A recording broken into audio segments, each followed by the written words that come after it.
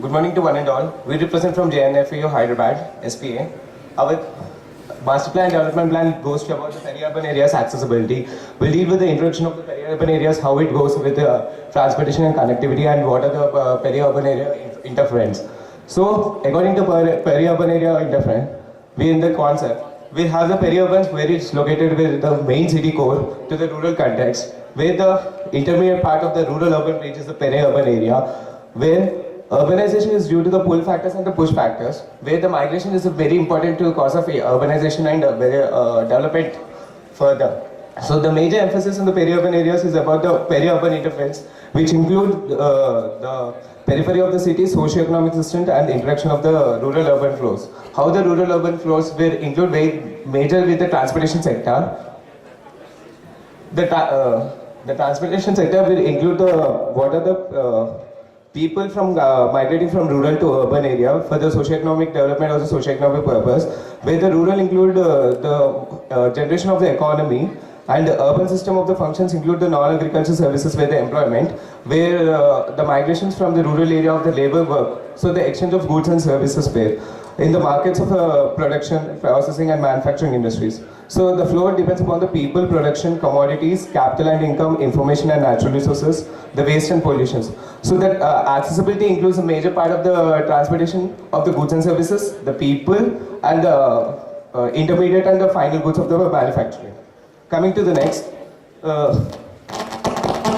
the major reasons for the peri-urban area development in India, coming to first the population growth in the cities from decadal wise of very increase in the land use. The peri-urban areas are the major factors of like land use, which is linked to transportation, affordability, and other important factors are the congestion and deterioration of the environment. And coming to the next is the availability of the health and education facilities outside the city, the desire of own a house to affordable prices. So as the city growth increases, the infrastructure facilities also depend upon the peri-urban areas. The availability on the communication facilities and the community and the friends influence. So how it depends upon the urban, peri-urban area development.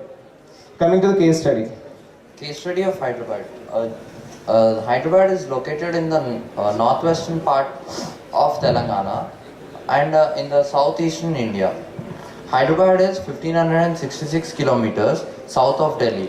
It lies on the bank of Musi River in the northern part of Deccan Plateau.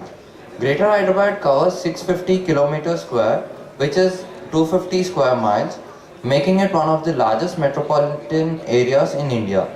With an average altitude of 542 meters, Hyderabad lies on predominantly sloping terrain of grey and pink granite dotted with small hills.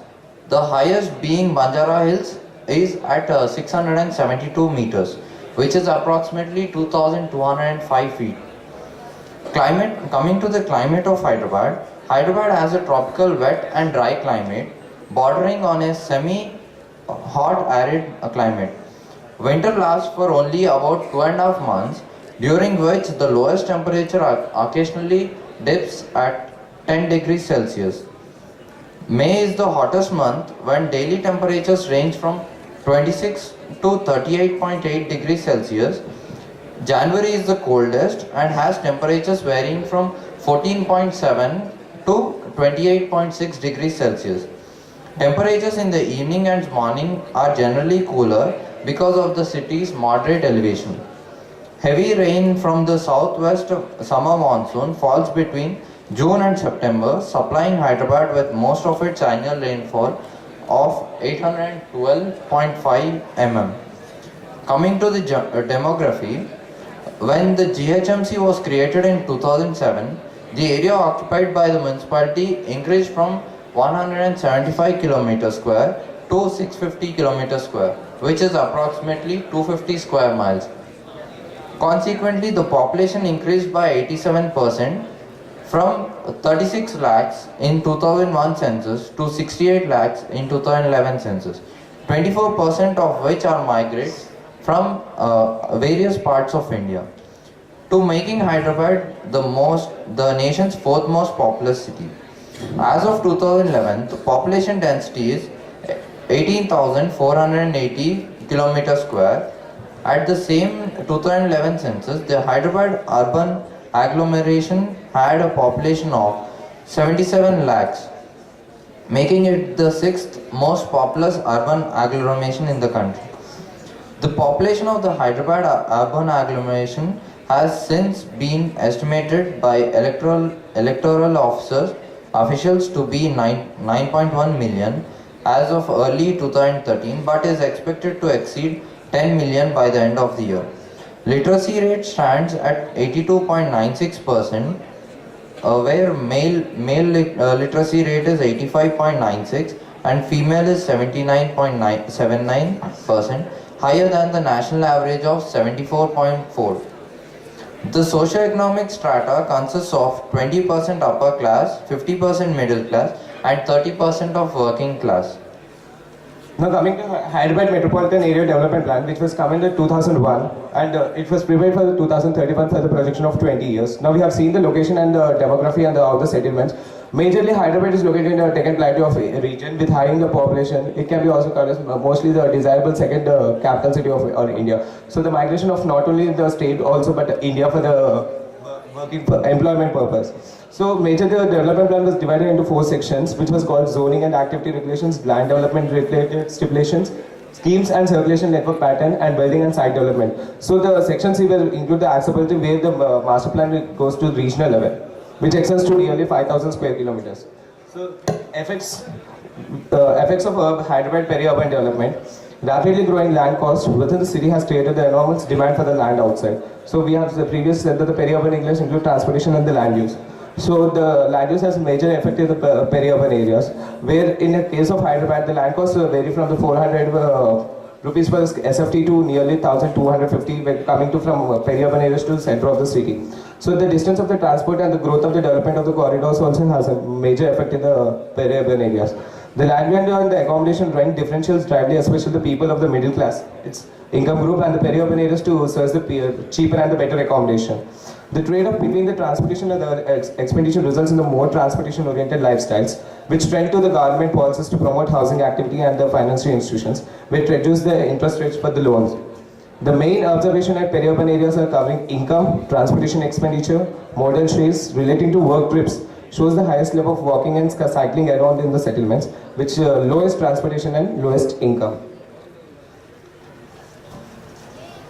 Coming to the next, these are the major peri-urban areas located in the north side of Shamirpet, and east side Ghatkesar and Ibrahimpatnam, and south side Shamshabad, and west side is Patancheru. These are the major peri-urban areas located based on the transportation further growth corridors, where when you see the scenario of the Ghatkesar is, goes to NH9 towards Vijayawada. So coming to the next. So here the location of the employment and mode of transportation in Hyderabad metropolitan area. We see that the major urban settlements inside the city are the CBDs, we can say as Koti, Madhapur and Secunderabad, where Koti is the total commercial area and Madhapur is a complete IT center, where Secunderabad is the center of the city where connects the major railway network. Coming to peri-urban settlements, we have seen Ibrahimpatnam, Shamshabad, Patancheru and Shamirpet, and the rural settlements around the regional level as Zahirabad, Shadnagar and Turkapalli. So these shows the employment, how it's a percentage of the local, where the land value, where the employment will come, and distance to the employment, where the region less than 5 kilometers, 10 kilometers, and greater than 10 kilometers. The mode of transport shows about the bus, train, and bicycle and walk. The majorly the core cities of walk about 20%, where not only through the center of the city, but also about the going to them. That's it. Thank you. You know, there is a very good ring expressway has been constructed in the peripheral of the Hyderabad metropolitan area. Have you seen that? Yes, sir. When it has been completed? Actually, it was not totally completed. It was completed 3 years back, 2010. 2010. Tell me only one reason why the development is not coming along that expressway. Actually, the major, in case of outer ring road in Hyderabad, the rural settlements were converted, where outer ring road region development was spawned. So that the totally, till now in the last 3 years, just the road completion was not totally completed, linking the total overall the city of region. So now the plans were coming like a regional development plan, not only extending the ORR but also regional ring road. So the development is not appropriate to go to the ORR or the regional level.